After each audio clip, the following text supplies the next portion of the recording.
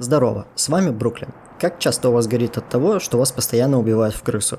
А именно, вы задавали себе вопрос, почему у вас от этого горит? Существуют такие понятия, как кемпер и крыса. Для разных игр и эти понятия будут отличаться. Как ведет себя крыса, по мнению большинства игроков?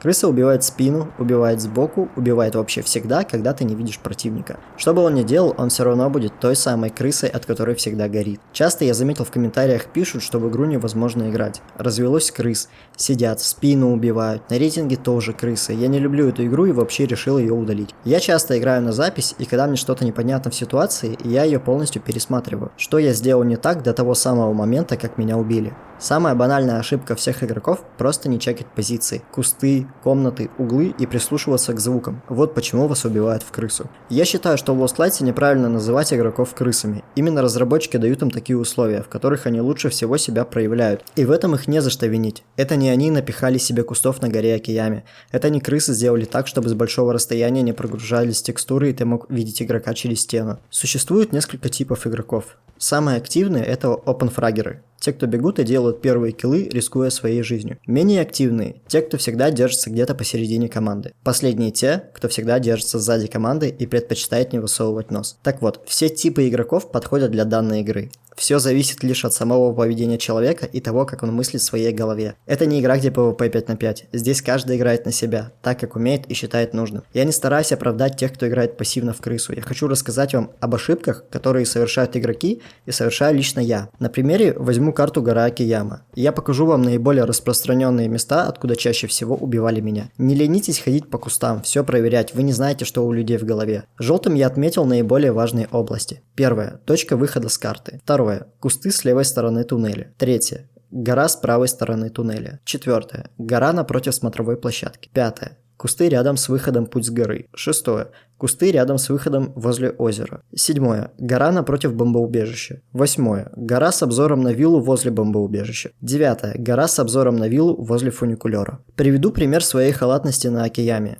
Я шел вот на этот выход. Оставалось 5 метров до выхода. Из этих кустов меня убивает кустодрот. У меня ценное все было в трусах, так что я не обиделся. Следующая игра – тот же самый выход. И он опять сидит все там же. А мне просто не хватило мозгов, чтобы чекнуть кусты. В итоге летальный исход. Так что делайте выводы своего поведения. Вы пришли на карту, не по пляжу погулять. Старайтесь меньше находиться на открытом пространстве. Играйте от объектов, деревьев, кустов, смотря в какой вы ситуации. Не надо выходить на врага всем телом. Старайтесь не показывать ноги противнику, чтобы не быть для него мясом. Это все, что я хотел сказать. Нам голова на плечах дана, чтобы думать, а не просто ее носить. Разыгрывайте как можно больше ситуаций, чтобы набраться опыта в игре. Не делайте акцент только на лутинге, чтобы потом трястись с мыслями, что вы боитесь все потерять. Файты принесут вам опыт и уверенность в себе, если шевелить мозгами. Я долго искал топовую снайперку и нашел ее на рейтинге. У бота на поле для гольфа. Думаю, эта инфа будет кому-нибудь полезна.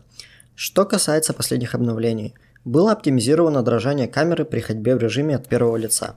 Я особо никаких изменений не заметил, мне по-прежнему кажется, что от третьего лица игра ведет себя более плавно, возможно, я ошибаюсь. Скорректирован диапазон обнаружения информации о врагах, теперь вам будет проще находить в камере вражеских светлячков и мародеров. Скорректирована скорость ползания в недееспособном состоянии. Уменьшена скорость снижения класса для брони и шлема 4-6 уровня. Оптимизирована скорость смены оружия при использовании расходных материалов. Это стало заметно сразу, после того, как хилишься и персонаж быстро достает оружие. Изменение экономики. Скорректирована цена передней рукояткой для некоторых видов оружия. Тут я поржал и до сих пор не понимаю, зачем нам в бою видеть цену покупки предмета, а не его продажи. Удвоен размер эффективного диапазона поиска товарищей по команде, также удвоен размер дальности сигнала спасения. Оптимизирован расход очков иммунитета. Теперь разные карты будут стоить разные очки иммунитета. Если бы еще уточнили, какие карты сколько очков стоят, было бы хорошо. В заключение могу сказать, что не надо гореть от игры. Продумывайте свои действия наперед и будьте на шаг впереди. Удачи!